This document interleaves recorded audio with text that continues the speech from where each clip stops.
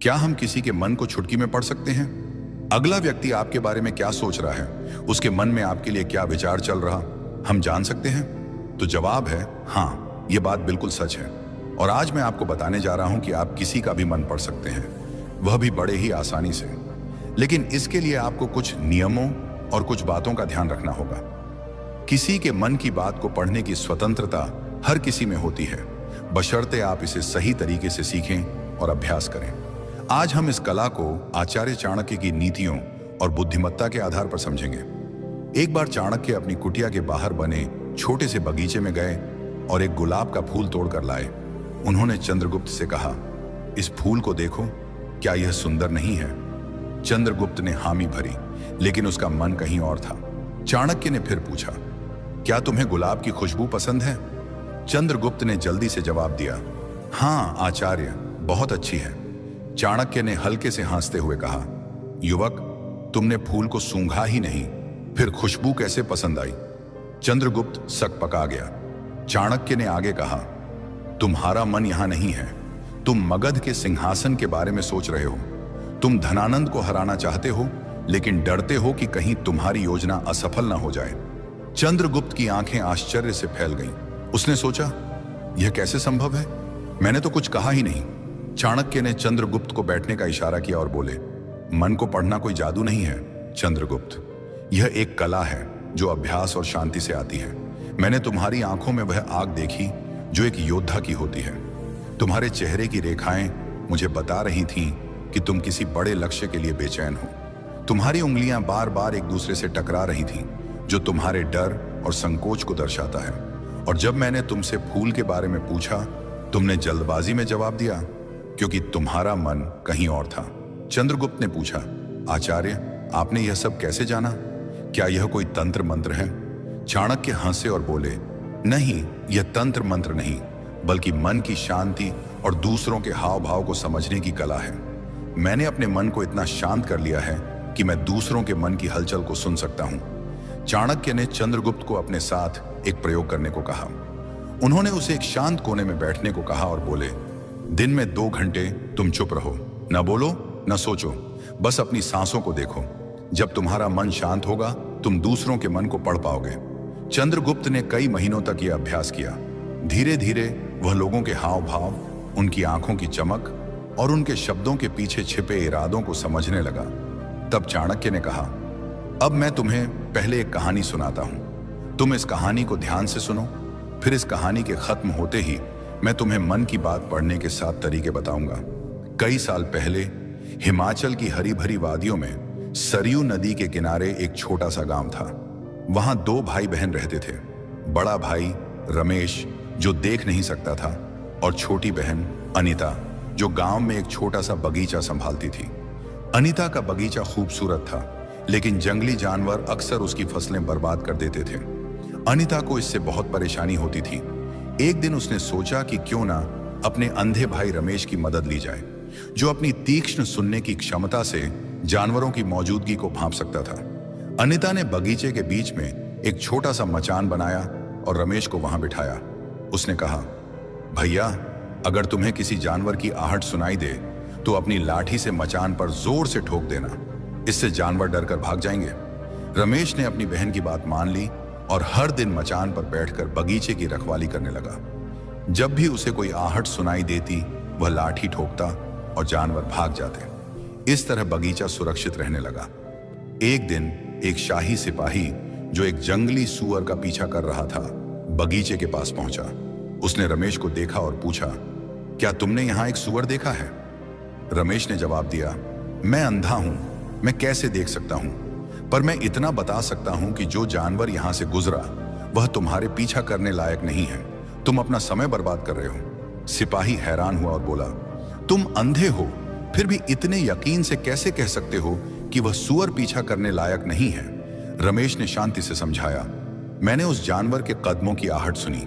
उसकी चाल भारी और धीमी थी, जैसे कोई गर्भवती मादा जानवर हो। एक सिपाही को ऐसी मादा का शिकार नहीं करना चाहिए। सिपाही और भी हैरान हुआ। उसने अपने साथियों को उस जानवर को ढूंढने भेजा। जब वे लौटे, उन्होंने बताया कि रमेश सही था, वह एक गर्भवती मादा सूअर थी। सिपाही ने रमेश से पूछा, तुमने यह सब कैसे जाना? रमेश ने कहा, मैं देख तो नहीं सकता, पर मैं आहटों और हलचल को समझता हूं। उस जानवर की भारी चाल और धीमी गति से मुझे पता चला कि वह गर्भवती है। सिपाही रमेश की बुद्धि से प्रभावित होकर उससे एक और सवाल पूछता है, तुम इतने समझदार हो, क्या तुम बता सकते हो कि मेरी पत्नी मेरे प्रति वफादार है या नहीं? रमेश ने जवाब दिया, ऐसा सवाल तुम्हारे मन में क्यों उठा? पर ठीक है, मैं जवाब दूंगा। इसके लिए मुझे तुम्हारी पत्नी से अकेले में मिलना होगा। सिपाही पहले तो गुस्सा हुआ, लेकिन फिर मान गया और अपनी पत्नी रानी सावित्री को रमेश के साथ एक कमरे में भेज दिया। कमरे में रमेश ने सावित्री से कहा, मुझे तुम्हें छूना होगा। यह सुनते ही सावित्री गुस्से में आ गई और रमेश को मारने लगी। रमेश ने किसी तरह अपनी जान बचाई और सिपाही के पास लौटा। उसने कहा, तुम्हारी पत्नी वफादार नहीं है। सिपाही गुस्से में तलवार निकालकर सावित्री के पास गया और पूछा, सच बताओ, क्या तुम वफादार हो? सावित्री ने कहा, मैं वफादार नहीं हूं। सिपाही हैरान हुआ और रमेश से पूछा, तुमने यह कैसे जाना? रमेश ने समझाया, मैंने कहा कि मैं उसे छूना चाहता हूं। वह इतने गुस्से में आ गई कि मुझे मारने लगी। एक वफादार पत्नी किसी अनजान पुरुष को छूने से मना करती, पर उसने मुझे मारा और इस दौरान मेरा पूरा शरीर छुआ। ऐसी औरत वफादार कैसे हो सकती है? सिपाही ने फिर पूछा, एक और सवाल, क्या मैं अपने पिता का बेटा हूं या किसी और का? रमेश ने कहा, तुम इस राज्य के सिपाही हो, इस सवाल का क्या मतलब? पर ठीक है, मैं जवाब दूंगा, लेकिन तुम्हें वादा करना होगा कि तुम गुस्सा नहीं करोगे। सिपाही ने वादा किया और रमेश ने कहा, तुम अपने पिता के बेटे हो, पर तुम पर एक कंजूस जमींदार की छाया भी है। सिपाही खुश हुआ और अपनी मां से पूछने गया। मां ने कहा, तुम अपने पिता के बेटे हो, पर जब मैं नहा रही थी तब एक कंजूस जमींदार की छाया मुझ पर पटाड़ी थी।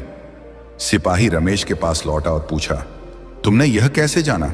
रमेश ने कहा, तुमने मुझे एक भी इनाम नहीं दिया, जबकि कोई और सिपाही होता तो अब तक कई पुरस्कार दे देता। इससे मैंने अनुमान लगाया कि तुम कंजूस हो। सिपाही हंस पड़ा और बोला, जो मांगोगे दूंगा, पर बताओ तुम इतने सटीक जवाब कैसे दे लेते हो? रमेश ने कहा, मैं देख नहीं सकता, पर मैं लोगों के मन को उनकी हरकतों, व्यवहार और शारीरिक हाव भाव से पढ़ सकता हूं। फिर चाणक्य ने कहा, अब मैं तुम्हें 7 तरीके बताऊंगा जिनसे तुम भी दूसरों के विचार समझ सकते हो। बेरिन, उसकी आंखों में देखो और हाव भाव को समझो। आंखें मन का आईना होती हैं। जब आप किसी की आंखों में गहराई से देखते हैं तो उनके चेहरे की सूक्ष्म हलचलें, जैसे भौहों का हल्का सा उठना, होंठों की तनिक सी मुस्कान या नजरों का इधर उधर जाना, उनके मन की कहानी बयान करती हैं। उदाहरण के लिए, अगर कोई व्यक्ति आपसे नजरें चुराता है तो शायद वह कुछ छिपाने की कोशिश कर रहा है। वहीं आत्मविश्वास से भरी नजरें दृढ़ता का संकेत देती हैं। हाव भाव भी उतने ही महत्वपूर्ण हैं। व्यक्ति के बैठने का तरीका, हाथों की गति या चेहरे की रेखाएं उनकी भावनाओं को उजागर करती हैं। इस कला को सीखने के लिए आपको एक जासूस की तरह चौकस बनना होगा। कल्पना करें कि आप एक बाज की तरह हैं, जिसकी नजर हर छोटी सी हलचल पर टिकी है। रोजमर्रा की जिंदगी में जब आप किसी से मिलें, चाहे वह बाजार में कोई दुकानदार हो या कार्यालय में सहकर्मी, उनके चेहरे को ध्यान से देखें। क्या उनकी मुस्कान सच्ची है या सिर्फ औपचारिक? क्या उनकी आंखों में उत्साह है या उदासी? शुरू में यह मुश्किल लग सकता है, लेकिन धीरे धीरे आप छोटी छोटी बातों को पकड़ना सीख जाएंगे। रोज 5 मिनट तक किसी एक व्यक्ति के हाव भाव का अवलोकन करें। उनकी आंखों, चेहरे और शरीर की मुद्रा पर ध्यान दें। एक डायरी में नोट करें कि आपको क्या संकेत मिले। समय के साथ आप बिना शब्दों के ही लोगों के मन को पढ़ना शुरू कर देंगे। यह अभ्यास आपको एक कुशल मनोवाचक बनाएगा जो दूसरों की भावनाओं को तुरंत भांप लेता है। 2. उसे बोलने का मौका दो। वह जितना बोलेगा उतना समझना आसान होगा। लोगों के मन को समझने का सबसे सरल तरीका है उन्हें खुलकर बोलने देना। जब कोई व्यक्ति अपनी बात कहता है तो उसके शब्द, लहजा और बोलने का अंदाज उसके मन के रहस्यों को उजागर करता है। कई बार लोग जो कहते हैं उससे ज्यादा उनके शब्दों के बीच का रुकना, उनकी आवाज का उतार चढ़ाव या बार बार दोहराए गए शब्द उनके मन की गहराई को दर्शाते हैं। इस कला को सीखने के लिए आपको एक धैर्यवान श्रोता बनना होगा। बातचीत में जल्दबाजी न करें। सामने वाले को अपनी बात पूरी करने दें। उनके शब्दों पर ध्यान दें लेकिन उससे ज्यादा उनके बोलने के तरीके पर। क्या वे रुक रुक कर बोल रहे हैं? क्या उनकी आवाज में आत्मविश्वास है या हिचकिचाहट?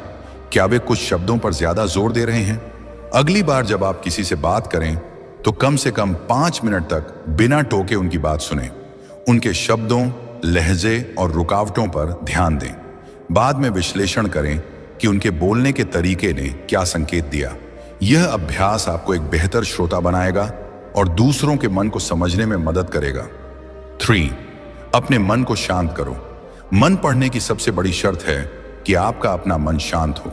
अगर आपका मन विचारों, चिंताओं या कल्पनाओं से भरा है तो आप दूसरों के मन की हलचल को नहीं सुन पाएंगे। एक शांत मन ही दूसरों की भावनाओं को गहराई से समझ सकता है। शांति का मतलब है अपने विचारों को थामना, अपनी आंतरिक हलचल को रोकना। यह एक ऐसी अवस्था है जहां आप न तो अतीत में खोए हैं न भविष्य की चिंता में। आप बस वर्तमान में हैं और आपका मन एक शांत झील की तरह स्थिर है। इस अवस्था में आप दूसरों की ऊर्जा और भावनाओं को स्पष्ट रूप से महसूस कर सकते हैं। इस शांति को प्राप्त करने के लिए ध्यान, मेडिटेशन सबसे प्रभावी तरीका है। रोज 10 से 15 मिनट के लिए एक शांत कोने में बैठें। अपनी सांसों पर ध्यान केंद्रित करें। विचार आए लेकिन उनमें न उलझें। उन्हें बादल की तरह तैरते हुए देखें और जाने दें। शुरू में आपका मन भटकेगा, लेकिन धीरे धीरे यह शांत होने लगेगा। दिन में एक समय चुनें जब आप पूरी तरह चुप रहें। कोई बात ना करें, न सोचें, बस अपनी सांसों को देखें।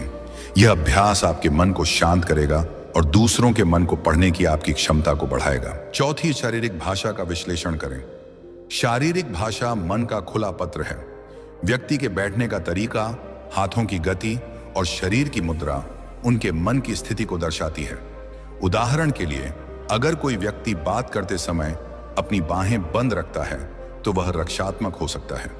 अगर वह सीधा बैठता है और खुली मुद्रा में है तो वह आत्मविश्वास से भरा हो सकता है। भाषा को समझने के लिए आपको एक गहरे अवलोकनकर्ता बनना होगा। कल्पना करें कि आप एक चित्रकार हैं और सामने वाला व्यक्ति एक कैनवास है जिसकी हर रेखा कुछ कह रही है। उनके हाथों की गति, उनके पैरों की स्थिति और उनके कंधों का झुकाव सब कुछ एक कहानी कहता है। सामाजिक सभा में लोगों की शारीरिक भाषा का अवलोकन करें। नोट करें कि उनकी मुद्रा और गतिविधियां क्या कह रही हैं। समय के साथ आप शारीरिक भाषा के सूक्ष्म संकेतों को पढ़ना सीख जाएंगे। ऊर्जा और भावनाओं को महसूस करें। हर व्यक्ति एक ऊर्जा क्षेत्र बनाता है जो उनकी भावनाओं को दर्शाता है। एक शांत मन इस ऊर्जा को महसूस कर सकता है। यह ऊर्जा आपको बताती है कि व्यक्ति खुश है, तनावग्रस्त है या उदास। इस ऊर्जा को महसूस करने के लिए आपको अपनी अंतर्ज्ञान को जागृत करना होगा। यह एक ऐसी अनुभूति है जो आपको बताती है कि कुछ ठीक है या नहीं। उदाहरण के लिए, आप किसी से मिलते हैं और वह मुस्कुरा रहा है, लेकिन आपको लगता है कि कुछ गलत है। यह आपकी अंतर्ज्ञान की आवाज है जो उनकी ऊर्जा को पढ़ रही है। एक बार मैं एक पार्टी में गया जहां एक व्यक्ति बहुत हंस बोल रहा था, लेकिन जब मैंने उससे बात की तो मुझे उसकी ऊर्जा में एक खालीपन महसूस हुआ। मैंने उससे गहराई से बात की और उसने बताया कि वह अपने करियर में असफलता से जूझ रहा था। करीबी के साथ बैठें और उनकी ऊर्जा को महसूस करने की कोशिश करें। क्या उनकी ऊर्जा सकारात्मक है या भारी? अपनी अंतर्ज्ञान पर भरोसा करें। यह अभ्यास आपको दूसरों की भावनाओं को समझने में निपुण बनाएगा। 6, सवाल पूछकर गहराई में जाएं। सही सवाल पूछना मन पढ़ने का एक शक्तिशाली हथियार है। सवाल व्यक्ति को खुलने के लिए मजबूर करते हैं और उनके मन की गहराई को उजागर करते हैं। पूछते समय खुले और गैर निर्णयात्मक सवाल चुनें, जैसे आप इस बारे में क्या सोचते हैं या यह आपको कैसा लगता है। उनके जवाबों में छिपे संकेतों पर ध्यान दें। अगर कोई सवाल का जवाब टालता है तो शायद वह कुछ छिपा रहा है। उदाहरण के लिए, मैंने एक बार अपने मित्र से पूछा, तुम्हारा नया प्रोजेक्ट कैसा चल रहा है? उसने हल्के से कहा, ठीक है। लेकिन मैंने और गहराई से पूछा, क्या कोई चुनौती है? तब उसने बताया कि उसे समय की कमी हो रही है। किसी से बात करते समय एक खुला सवाल पूछें और उनके जवाब के पीछे की भावना को समझने की कोशिश करें। यह अभ्यास आपको उनके मन की गहराई तक ले जाएगा। 7, निरंतर अभ्यास और धैर्य रखें। मन पढ़ने की कला एक दिन में नहीं आती। यह निरंतर अभ्यास और धैर्य का परिणाम है। कला को सीखने के लिए आपको रोज छोटे छोटे कदम उठाने होंगे। हर दिन लोगों के हाव भाव, उनकी ऊर्जा और उनकी बातों पर ध्यान दें। अपनी प्रगति को नोट करें। अगर आप किसी की भावना को गलत समझ लेते हैं तो विश्लेषण करें कि आप कहां चूक गए। उदाहरण के लिए, मैंने शुरू में कई बार लोगों के हाव भाव को गलत समझा, लेकिन हर गलती से मैंने सीखा और अब मैं छोटी छोटी बातों को आसानी से पकड़ लेता हूं।